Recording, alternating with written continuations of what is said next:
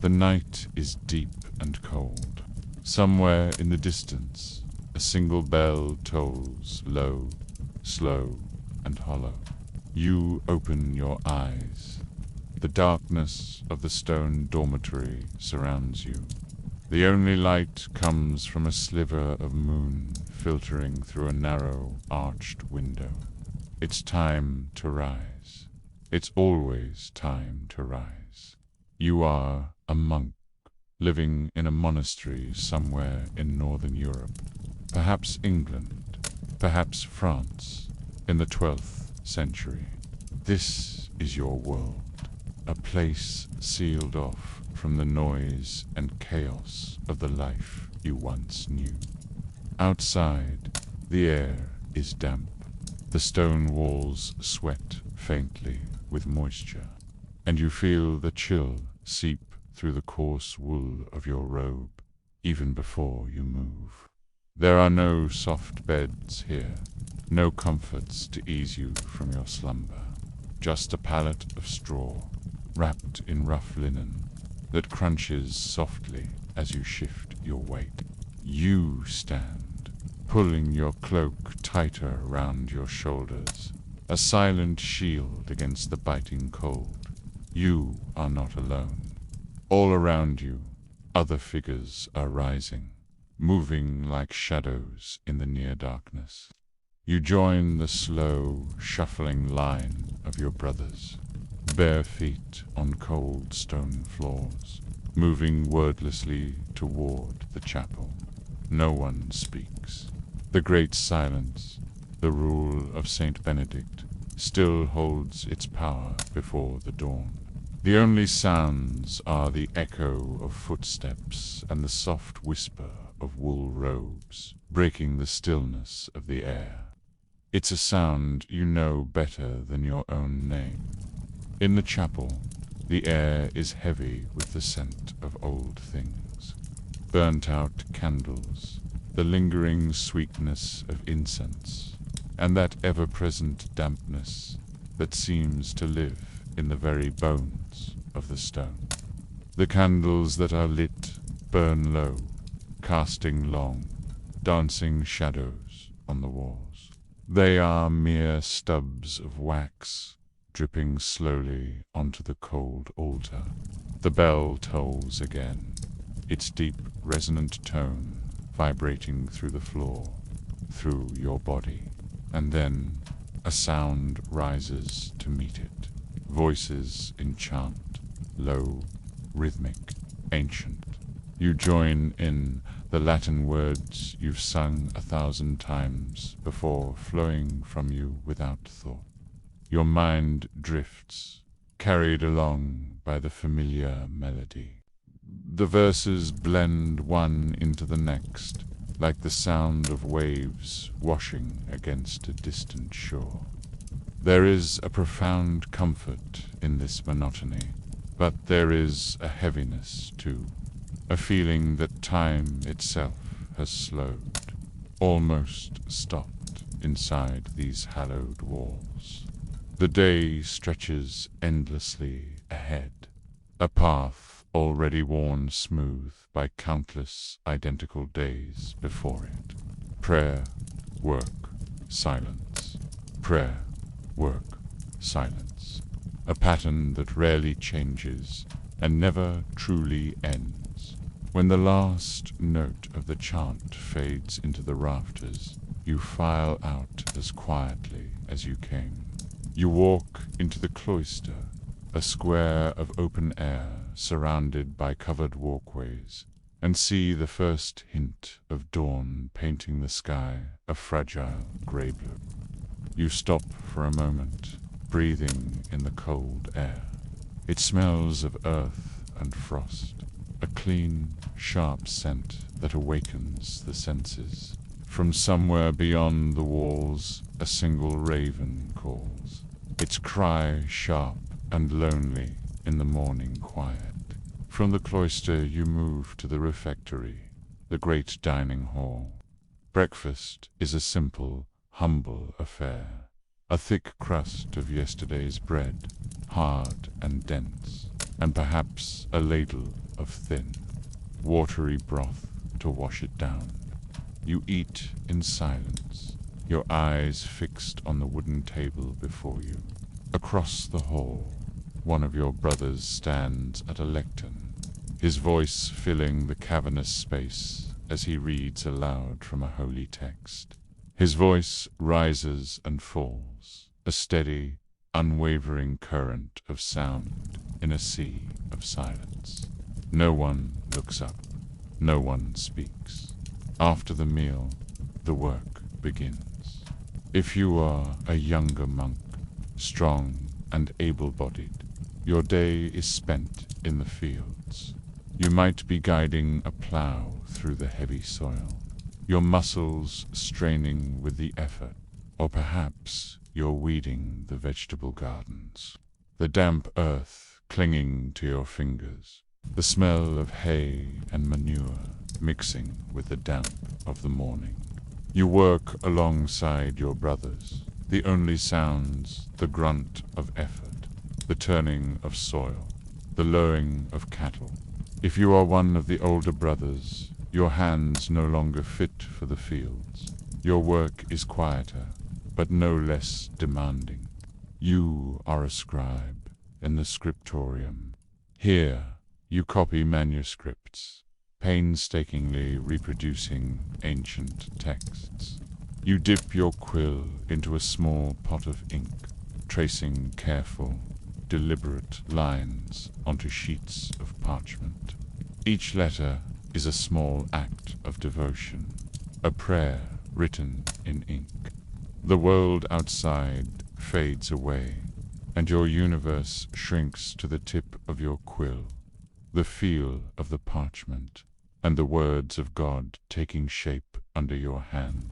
Hours pass this way, uncounted, unmarked, except by the tolling of the bell. The bell is the true master of the monastery. It calls you again and again for prayer, for meals, for the return to silence. It dictates the rhythm of your every action, your every thought. You begin to feel that even your own mind must ring in rhythm with it. There is no laughter here, no idle conversation beyond what is absolutely necessary for your work.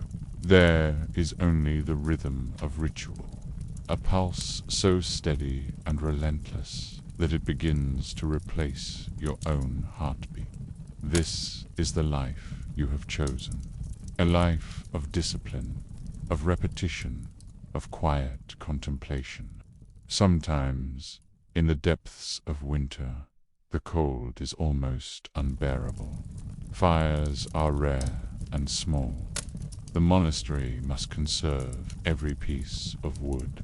The chill seeps into your bones, and your hands crack and bleed from the constant cold. The ink freezes in its pot in the scriptorium, but you keep writing anyway, blowing on your fingers to bring back some feeling.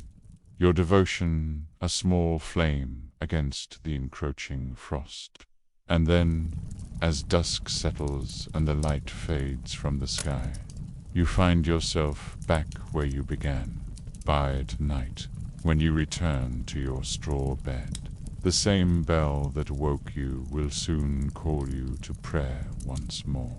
Sleep is short, a precious few hours stolen between vigils. The silence of the dormitory is absolute, broken only by the soft sound of breathing from the men around you, and the occasional rustle of a robe as someone turns in their straw bed. You close your eyes, the weariness of the day heavy on your limbs. Tomorrow will be the same bell, the same prayers, the same bread, the same silence, the same quiet devotion. But within that sameness, you have found something else, a faint, almost invisible peace, a rhythm that dulls the sharp edges of the world, that quiets the clamor of the soul. You have no possessions, no ambitions, no worldly distractions. You have only this, only time, long, quiet, endless time, stretching out like a path toward eternity. And so, in the cold stillness of the medieval monastery, the night deepens again. The bell tolls once more in the distance, and you sleep, waiting for its next call. Thank you so much for joining me on this journey back in time. If you found this glimpse into the past as fascinating as I did, please consider liking this video and subscribing for more stories from history. I'll see you in the next one.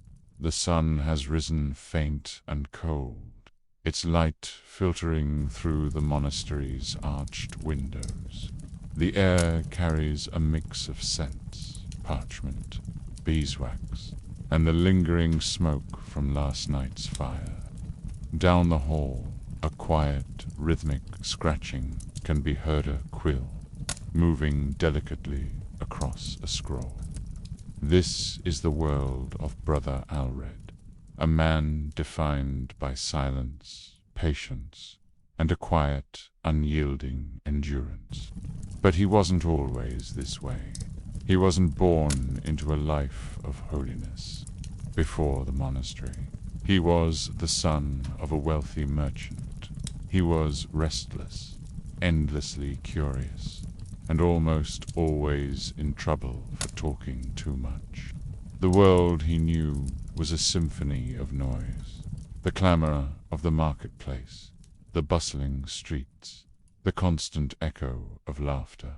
For a long time, these sounds were his life. But as the years went on, they began to feel heavy, like a weight on his soul. Every negotiation, every argument, every voice seemed to pull him further away from something essential, something he couldn't quite name but felt its absence deeply. And so, one day in early spring, as the world was just beginning to stir from winter, he left it all behind. He walked away from the city, his friends, and the relentless noise.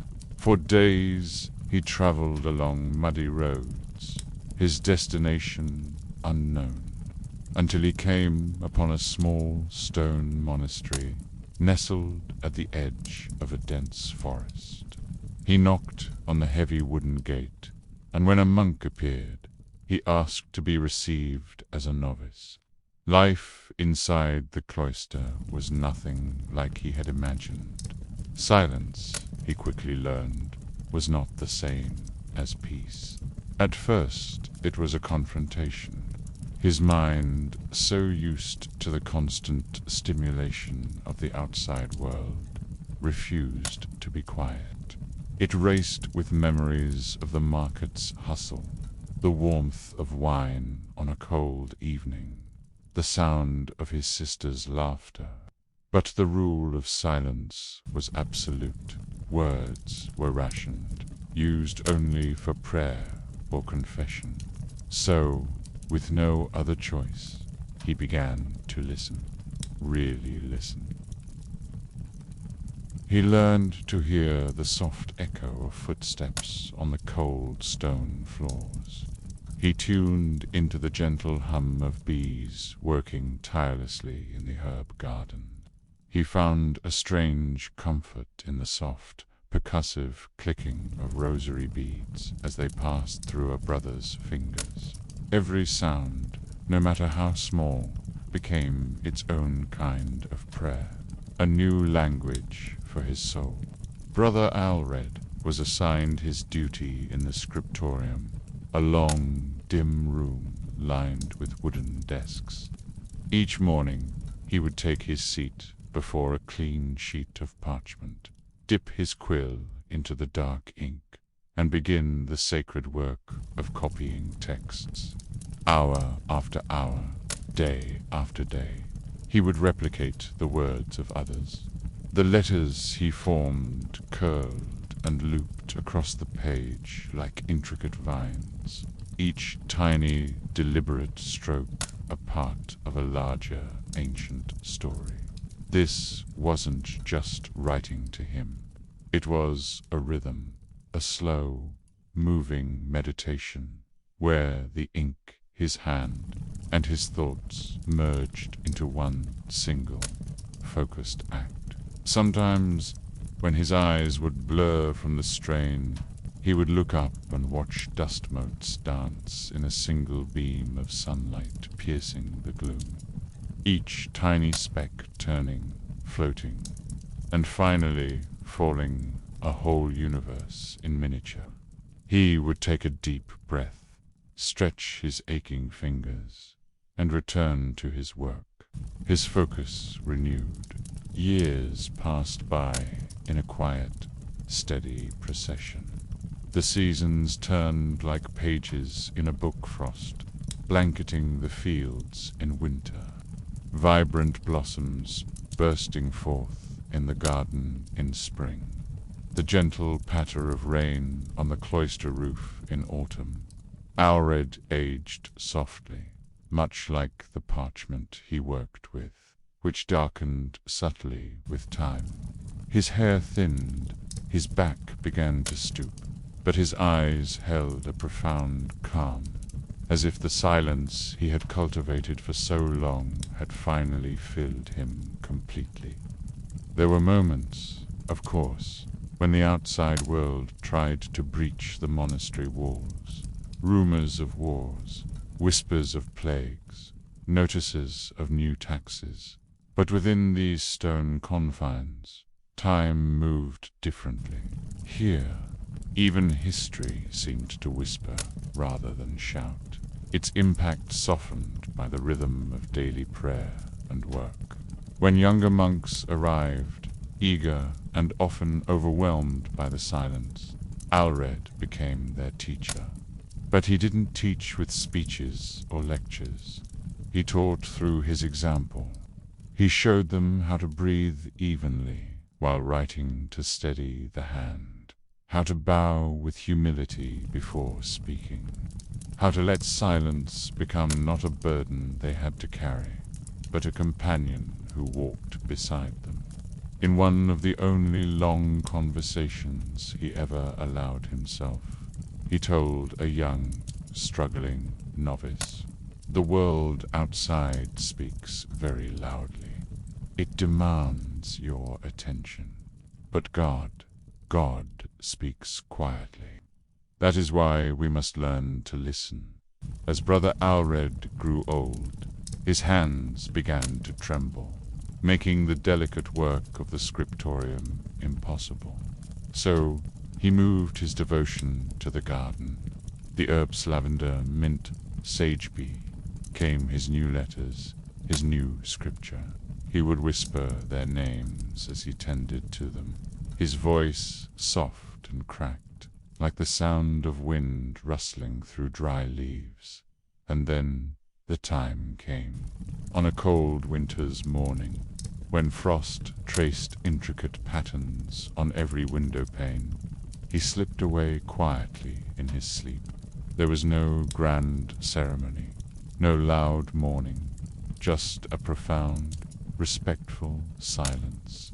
The monks buried him in the small cemetery just beyond the cloister walls, marking his grave with a simple wooden cross.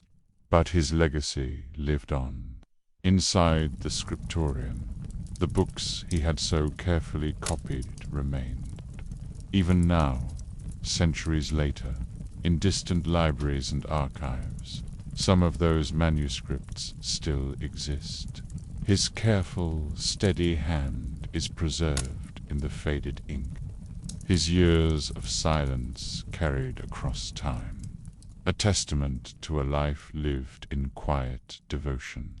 In the end, Brother Alred's life was not what the world would call remarkable. He did not preach to great crowds. He did not fight in epic battles. He simply lived, day by day, in the quiet rhythm of prayer and work. And in that rhythm, he discovered a profound peace that most of us spend our entire lives searching for. And if you listen closely, in the hush between the tolling of the bells, you can almost hear him, still the faint rustle of parchment, the slow, steady breath of a man who finally, truly learned how to listen. Thank you so much for watching. If this story resonated with you, please consider liking this video and subscribing for more moments of reflection. We'll see you in the next one, because late afternoon in the monastery, the light that once streamed through the high, arched windows has softened to gold, the kind of light that touches everything gently, as if afraid to wake it. All you can hear is the slow creak of wood, the faint flutter of parchment, and the scratch of a quill. This is the scriptorium, a long, narrow room filled with desks, ink pots, and the slow, steady rhythm of devotion. Here, words weren't just written. They were painted into eternity. Imagine yourself seated there in the quiet company of other monks. Your tools are simpler feather quill, a knife for sharpening it, a pot of ink made from soot and oak galls. The air smells faintly metallic, with a trace of glue and vellum. Before you lies a single page, smooth, pale parchment, stretched from the skin of a calf. You bow your head, whisper a short prayer, and begin to draw. Each letter you form must be perfect, each curve measured, each line deliberate. A mistake cannot be erased. It has to be worked around, transformed, or hidden beneath a swirl of gold leaf, or the wing of a painted angel. This was called illumination, because these pages didn't just contain light, they became it. You dip your brush into crushed gold leaf, mix it with egg white, and trace it into the shapes of halos and decorative borders. Tiny blue flowers bloom between the lines of text. Red and green vines curl around the edges, alive with birds and beasts that seem to whisper secrets. Every brushstroke is an act of patience, every detail a meditation. This wasn't just copying. It was a profound act of worship, a physical prayer. It could take years, even a lifetime, to complete a single book. The work demanded absolute focus, a steady hand, and a heart completely devoted to the task. The monks saw their work as a reflection of divine order, a way to bring heavenly beauty down to earth, one letter at a time. Sometimes the monks added strange and wonderful creatures to the margins. You might find dragons curling through the capital letters, rabbits carrying swords, or tiny, curious faces peeking out from behind painted leaves. No one knows for sure why they did this. Perhaps it was a burst of playfulness in an otherwise solemn life. Perhaps it was a form of devotion we no longer understand. Or maybe it was their way of leaving a fragment of themselves inside the texture human heartbeat, hidden right there beneath the sacred words. These whimsical drawings remind us that the hands that made these books were not just instruments of faith, but also creative, imaginative individuals. Hours would pass completely unnoticed. The room would grow dimmer, and someone would light a candle. Its flame flickers, reflecting softly on the thin gold leaf, and the page begins to glow, as if it's alive. Outside, you can hear the wind humming faintly through the cloister arches. But inside, the monks continue their quiet labor, just as they have for generations before them. There's something otherworldly in this routine, this ancient union of art and faith, where time seems to slow down and every moment is filled with purpose. When one manuscript was finally completed, it would be bound carefully in leather, wrapped in protective linen, and placed in the monastery library room, filled with shelves of silence. These books were incredibly rare, precious, and mostly unread by the world beyond the monastery walls. But to the monks, that didn't matter. To create the words was to pray. To illuminate them was to worship. Each page was a reflection of divine order, where even the smallest, most humble letter carried a universe of meaning and a piece of eternity within it. Centuries later, when the monasteries fell silent and the scriptoriums emptied, many of those manuscripts survived. Today, you can see them in museums, their gold still gleaming faintly under the lights, their blues still shimmer like deep water, their words, slaten, sacred, unhurried, still whisper the same patient rhythm. Looking at them, you can almost imagine Brother Alred there again, bent over his page, his candle burning low, his quill moving slowly in the half-dark. You can almost feel the hush, that perfect, sacred hush that hung in the air between every stroke of the pen. It isn't a silence of emptiness. It's a silence full of presence, full of breath, full of time itself. And if you listen closely enough, you can almost hear the faint sound of it still, the quill scratching, the candle crackling, and the gentle murmur of a prayer that never truly ended. Thank you so much for joining me on this journey back in time. If you enjoyed this glimpse into the world of illuminated manuscripts, please consider liking this video and subscribing to the channel for more stories like this. It really helps us continue creating this content for you. See you next time. Outside the monastery walls, the air feels different. It's warmer, louder, and heavier with the scents and sounds of the world. It's evening now. The sun is dipping low over rolling fields and small villages, and far beyond them, on a hill overlooking the town, stands the bishop's palace. You can almost see it from the monastery garden, a tall stone residence with banners fluttering in the breeze, its windows glowing with the soft light of torches and hearths. Inside that palace, the world is very different from the silence you've known. Imagine stepping into the bishop's great hall. The floor is covered with woven rushes, scented with herbs to mask the smell of smoke and sweat. A roaring fire crackles in a vast stone hearth. Candles flicker in heavy brass holders, casting a warm, dancing light across the room. The air hums with quiet conversation and the soft clatter of silver plates. Here, the rhythm of life is not defined by prayer, but by luxury. Wine flows freely, poured from ornate jugs into delicate goblets. Loaves of soft white bread, a rare treat, are passed along the long table.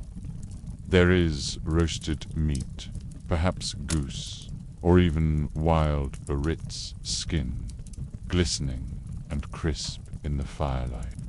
There are sweet cakes made with precious honey, and bowls of stewed fruit, their vibrant colors a feast for the eyes. These are things no monk will ever taste again after entering the cloister.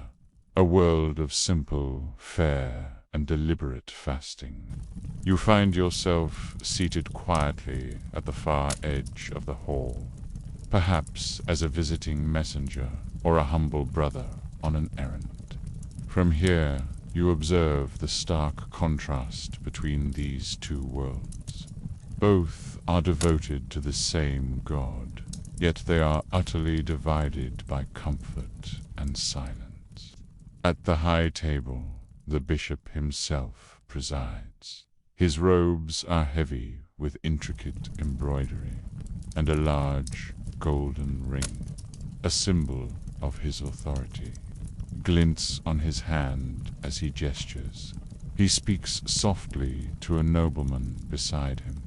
Their words are polite, measured, but you can sense the layers of politics beneath the surface. Because while monks live in a world of prayer and contemplation, bishops live in a world of power. Theirs is a faith of influence, not isolation. They advise kings, collect taxes, and command armies of clerks and priests. But the church, in their hands, is both a spiritual and a worldly institutional complex machine, run on parchment and diplomacy as much as on piety. You watch the bishop's servants as they move silently through the hall, refilling cups, clearing away platters with practiced efficiency. In a quiet corner, musicians pluck soft, sweet notes on a harp, the melody drifting through the air like smoke. It is beautiful, and yet to you, it feels strangely hollow. As the night grows deeper, the conversations grow quieter. A hush falls over the hall as someone reads a passage from Scripture. For a moment, the room is still. The only sounds are the crackling of the fire and the gentle breathing of a dog sleeping near the table, twitching in its dreams. And in that moment, you realize that even here, amidst all this warmth and wealth, there is a kind of silence, too. It's not the chosen, sacred silence of the monastery, but the silence of distensa, separation between the sacred and the comfortable. Your mind drifts back to the scriptorium, to the dim, focused light, the familiar smell of ink and old parchment, the slow, deliberate turning of a page. And here, in this grand hall, the difference feels vast, like an ocean between two shores. Yet you understand that both worlds, in their own way, serve the same purpose: to preserve order, to sustain faith, to keep the rhythm of a world that has long since faded from our own. When the feast finally ends, the torches are extinguished one by one. The last murmurs of conversation fade into the night. You step outside. The stars are sharp and cold, hanging in the deep black sky above both the palace and the monastery alike. Somewhere in the distance, a single bell tolls, its clear note cutting through the stillness. It's the call to matins. The monks are waking to their prayers. Inside the palace, the bishop, his duties done for the day, drifts into sleep, and the world, divided by walls, by silence, by clasped wreaths together beneath the same moon. Imagine that you are standing between these two worlds now. The stone quiet of the monastery is behind you, and the warm, fading hum of the bishop's hall is before you. Both are dissolving into history's slow twilight. The fires go out. The chants fall silent. Only the rhythm remains soft, steady, eternal. The rhythm of devotion, the rhythm of time, the rhythm of sleep. You've wandered through another forgotten world, through cold cloisters and candlelit halls, through silence and song, prayer and gold. Now, as the last echoes fade, let your mind rest like a monk after matins, like a candle after the flame. Thank you for joining me on this journey. If you enjoyed this glimpse into the past, please consider liking this video and subscribing for more stories. Good night.